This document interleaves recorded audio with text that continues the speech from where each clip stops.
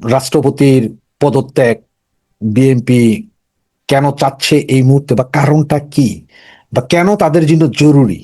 মূল বিষয় হচ্ছে কেন তাদের জন্য এত কিছু জরুরি যে এই পদত্যাগ। তো সেই বিষয়টাতেই আসছে। তবে তার আগে ছোট ছোট কিছু বিষয় আপনাদেরকে একটু যদি না বলি, তাহলে আপনারা হয়তো বুঝবেন না যে কাহিনীটা কি হচ্ছে।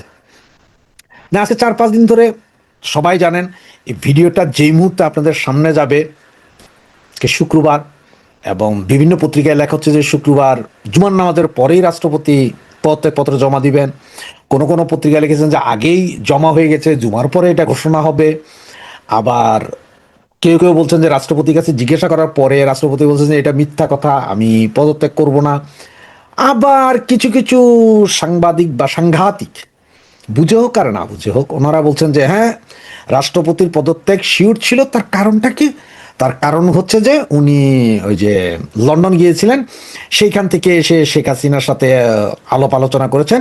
এই ভিডিও কল রেকর্ড গোয়েন্দা সংস্থা ওনাদের কাছে দিয়েছে। এখন ভাইরে, আপনারা একটা জিনিস বুঝা দেখেন, জাস্ট একটা জিনিস বুঝেন। রাষ্ট্রপতি লন্ডন আসলেন, তখন আমরা কিন্তু ভিডিও করেছিলাম, তখন আমি বলেছিলাম আমার ভিডিওতে, আমার একক কন্টেন্ট আপনারা একটু নিচের দিকে খেয়াল করলে দেখবেন যে রাষ্ট্রপতি এখানে বিশাল 7 বেডরুমের বাড়ি থেকে শুরু করে সবকিছু ওনার ভাড়া নেওয়া আছে, এখানে এখনো আছে, দেখাশোনা করছে। যিনি পরবর্তীতে যে কোনো সময় ক্ষমতা ছেড়ে দেওয়ার পরে এখানে আসবেন। ইনুস সরকার আমলেও উনি চাইছিলেন ক্ষমতা ছাড়তে। লাস্টের দিকে উনি বলেওছিলেন যে ইনুস যে অপমান করেছে আমি আর ক্ষমতায় থাকতে চাই না। এরপর এক পর্যায়ে মনে হলো যেন বিএনপির সাথে ওনার একটা ভালো আন্ডারস্ট্যান্ডিং হয়ে গেছে, কারণ তারেক রহমানের ওনার বাড়িতে গেছেন, মেয়েকে নিয়ে বাড়িতে গেছেন। উনি আওয়ামী লীগের রাষ্ট্রপতি হওয়ার পরেও যা ইচ্ছে তাই উনি বলেছেন। সরকার যেভাবে বলেছে আওয়ামী লীগের গালাগালি করতে, উনি তো পারেন না যে শেখ হাসিনা কাইনা দড়িতে ঝুলাই দিত। এরপরেও ওনার পিঠ বাঁচাইতে পারলেন না। এখন ওই যে বললাম যে এখানে লন্ডন থেকে যে টেলিফোন বার্তার কথা বলে, দেখেন লন্ডনে আসার পরে উনি যে কাউকে একজনের বলতে পারে। এখানে হাজারো সিম কার্ড আছে, যেমন লাইকা আছে, লিব্রা আছে, অমুক আছে, তমুক আছে, কারণ নামে রেজিস্ট্রি করতে হয় না, কারণ নামে না। এগুলো ধরেন আপনি দিলেন যে খবিরুদ্দিন দবির, একটা ইমেল অ্যাড্রেসে abc@yahoo.com বা gmail.com দিলেন, সিম চালু। ওই সিমের ভিতরে আপনারা 15 টাকা ঢুকান, ঢুকাইয়া 20 টাকা ঢুকান, হোয়াটসঅ্যাপ আনেন, নেট তো চলতেছে। ওইখান থেকে আপনি যে কাউরে ফোন দিতে পারেন, পৃথিবীর যে কোনো দেশে যে কাউরে ফোন দিয়ে কথা বলতে পারেন। এইটা ধরার জন্য তো আর এখানে গোয়েন্দা সংস্থা বৈশা নেই। আর বাংলাদেশের গোয়েন্দা সংস্থা মোসাদ, MI5 বা CIA, রাশিয়ার KGB-র মতো এত শক্তিশালী না যে ওরা পারবে। আর যে কোনো একজন একটা সিম সব রেডি টেডি কইরা দিয়া হাতে হাত মিলিয়ে দিয়া গেল, এরপরে উনি যে কোনো টয়লেটে বইয়া ওখান থেকে ফোন দিল, ধরবেন কেমনে আপনি? কোনো উপায় নেই। নিয়া সিমটা ফালাইয়া ফ্লাশ করে দিল, আধা ঘন্টা টয়লেটে বসা, যে কোনো, কারণ উনি মার্কেটিং করতে গেছে, দেখছেন না? ওইখানে যে কোনো জায়গায় দাঁড়াইয়া বাস টয়লেটে যাইয়া কথা বইলা সিমটা ফালাই দিয়ে গেছে গা। উপায় নাই।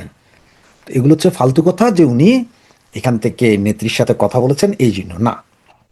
ওনাকে সরানোর, এই মুহূর্তে সরানোর মূল কারণ দেখেন, উনি তো লন্ডনে এসেছিলেন মে মাসে। একটা জিনিস ঠিকই খেয়াল করবেন, মে মাসে উনি আসছেন, এরপর উনি দেশে গেলেন, এরপরে কোরবানি হইল।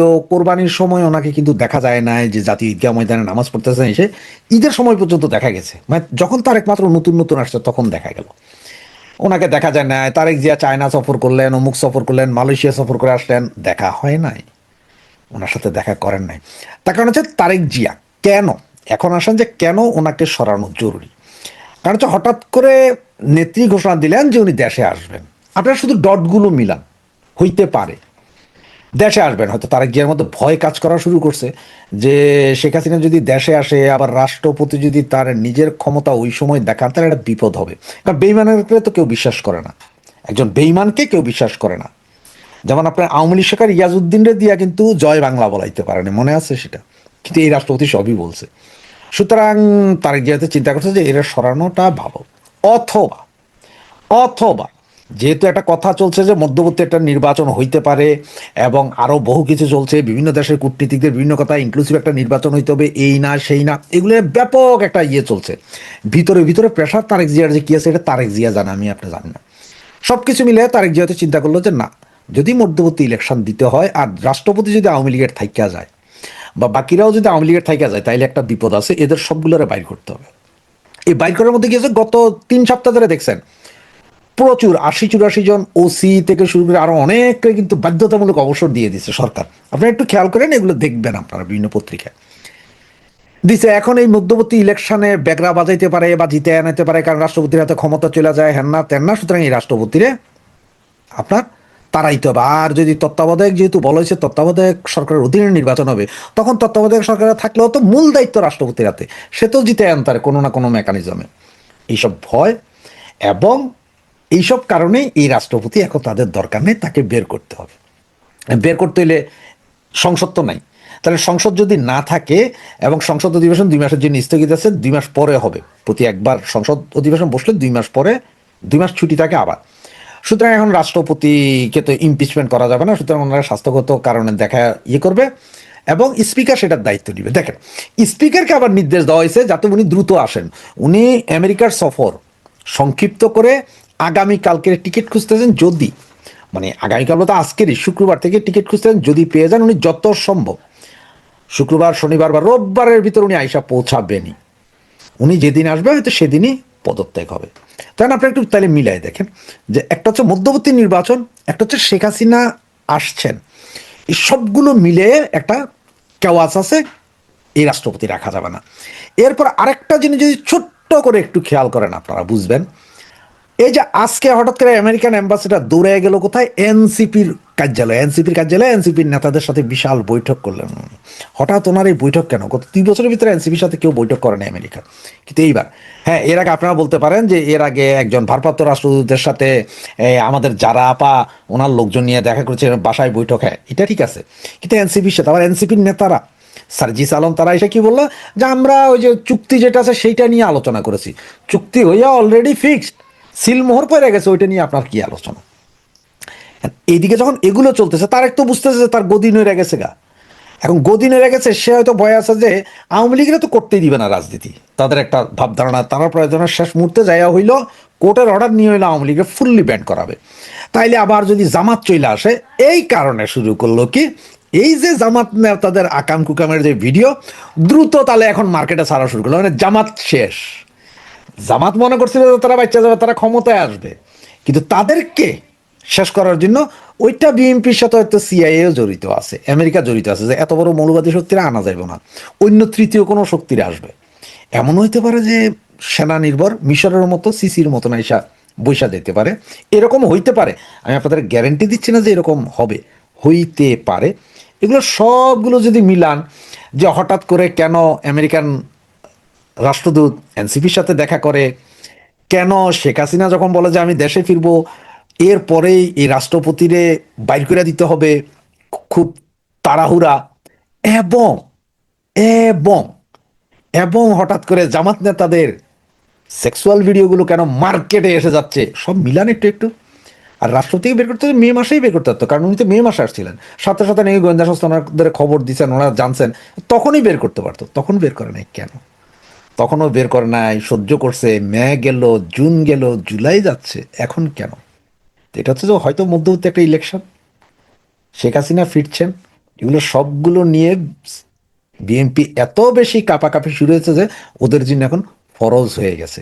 তাই রাষ্ট্রপতিকে যেতে হবে, পুলিশ অফিসাররা যাচ্ছে, আরো অনেক কিছুই ঘটবে আগামী 1 সপ্তাহ। আগস্টের 1 তারিখ পর্যন্ত দেখেন আরো কত খেলা চলে, কত কি চলে, দেখতে থাকেন। আমরা আছি আপনাদের সাথে সার্বক্ষণিক। জয় বাংলা।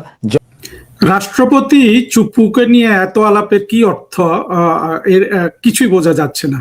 সবাই এত কৌতূহলী কেন? বিশেষ করে আওয়ামী লীগের সমর্থকরা রাষ্ট্রপতি চুপ্পুকে নিয়ে আবার মনে করছেন যে চুপ্পু যদি থাকে তাহলে প্রধানমন্ত্রী যখন ফিরবেন এটা তাদের জন্য অনেক কাজে লাগবে।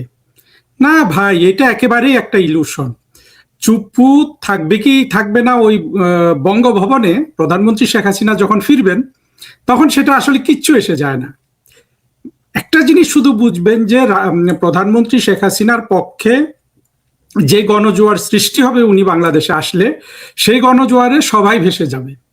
আর সেইখানে একমাত্র পজিটিভ কোনো ভূমিকা রাখতে পারে তখন যদি ওয়াকার উদ্দিন তো যদি থাকে, অর্থাৎ 2024-এর জঙ্গি উত্থানে ভয়ে কিংবা নির্ভয়ে যারাই এই জঙ্গি উত্থানের সহযোগী হয়েছে, যেমন ধরুন আমরা বুঝতে পারি যে ওয়াকার কিন্তু এই জঙ্গি উত্থানের সাথে জড়িত, আর চুপ্পুকে আমরা মনে করতে পারি যে সে ভয়ে এখানে জড়িত হয়েছে। এরকম যত পক্ষ আছে, রাষ্ট্রের যত অর্গান আছে, সবকিছু একমাত্র ওয়াকারের আসলে এই জায়গা থেকে আপনার সরে এসে শেখ হাসিনাকে যদি তিনি অন্যভাবে পরিবর্তন হন, সেখানে তাকে হয়তো ভিন্ন, মানে তার একটু সুযোগ আছে। কিন্তু চুপ্পু দেখেন, চুপ্পু হইল এমন একটা জায়গায় বসবাস করে, রাষ্ট্রপতি, কিন্তু বাংলাদেশের রাষ্ট্রপতি হলো ঠুটো জগন্নাথ। শেখ হাসিনা আসলে আমরা যেটা কল্পনা করি, যদি তার জন্য 10,000 কর্মী জীবন দিতে প্রস্তুত হয়, একজনেরও জীবন যাবে না, হয়তো 10-20 জনের জীবন যাবে। আর যদি 200 লোক মনে করে যে শেখ হাসিনা আসলে জীবন দিব, তাহলে 10,000 লোকের জীবন চলে যাবে, অনেক ধ্বংস হবে। সুতরাং স্ট্র্যাটেজিটা হলো যে কত লোক জীবন দিতে প্রস্তুত, যত বেশি লোক জীবন দিতে প্রস্তুত তত কম জীবন কিন্তু যাবে। এই হলো আপনার একটা স্ট্র্যাটেজি। এইরকম অবস্থায় শেখ হাসিনা যদি বাংলাদেশে ফেরেন, সেখানে সেনাবাহিনীও তার পক্ষ নিবে। আর সেই জায়গায় চুপ্পু কি মির্জা ফখরুল আলমগীর রাষ্ট্রপতি থাকলো কিংবা তারেক রহমান রাষ্ট্রপতি থাকলো, কিচ্ছু এসে যায় না, এটা কোনো ব্যাপারই না আসলে। সুতরাং চুপ্পুকে নিয়ে এত বেশি আহ্লাদ হওয়ার কোনো কারণ নাই। চুপ্পু যেটা করতে পারতেন, এমনিতে তো আমরা জানি যে চুপ্পুকে যখন রাষ্ট্রপতি হিসাবে নিয়োগ করা হয়, এটা একটা অত্যন্ত অযোগ্য মানুষের একটা সর্বোচ্চ স্থানে নিয়োগ হয়েছে। এটা কিন্তু বাংলাদেশের আওয়ামী লীগের সব মানুষই এইটাই ভেবেছিল, তাই না? সেই জায়গা থেকে চুপ্পু কিন্তু ফিরে আসতে পারতো। চুপ্পু যদি এই যে 2024-এর যে জঙ্গি উত্থান হলো, সেখানে সম্পূর্ণ চাকরি বাঁচানোর জন্য যেভাবে সে স্রোতে গা ভাসিয়েছে, সেইখান থেকে সে যদি ঘুরে কিছু একটা করত, তখন কিন্তু ওই চুপ্পুকে যে সে অযোগ্য মানুষ হিসাবে নির্বাচিত হয়েছে, এই জিনিসটা কাটিয়ে আমরা বরঞ্চ অন্য ইতিহাস লিখতাম যে না, প্রধানমন্ত্রী শেখ হাসিনার একেবারে দারুণ আবিষ্কার ছিল, ওনাকে নিয়ে সবাই এত কথা বলেছে, কিন্তু সময় মতো ঠিকই চুপ্পু কিন্তু দাঁড়িয়ে গেছে। হ্যাঁ, চুপ্পু মারা যেতে পারতো, চুপ্পুর চাকরি চলে যেতে পারতো, কিন্তু চুপ্পু কিন্তু ইতিহাস তৈরি করে ফেলতে পারতো। এবং শেখ হাসিনার এই যে নিয়োগটা এত বদনামের শিকার হলো, সেই বদনাম থেকে কিন্তু এটা সুনামে পর্যবসিত হলো। আর সাধারণত এই ধরনের আপনার অপরিচিত লোককে বা অযোগ্য লোককে আপনি তো ওই রকম একটা জায়গায় তো সেই জন্য নির্বাচন করবেন, তাই না?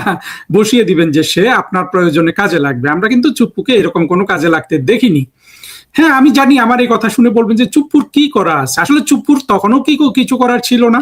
আবার যদি তার উন্নত চরিত্র হতো, বাংলাদেশের মুক্তিযুদ্ধের পক্ষের জন্য তার যে মূল্যবোধ, সেটা যদি তার বৈষয়িক মূল্যবোধের চেয়ে বড় হতো, তাহলে অনেক কিছু করার ছিল। কিন্তু একটা বাংলাদেশে তো এরকম মানুষ আসলে খুব বেশি পাওয়া যায় না।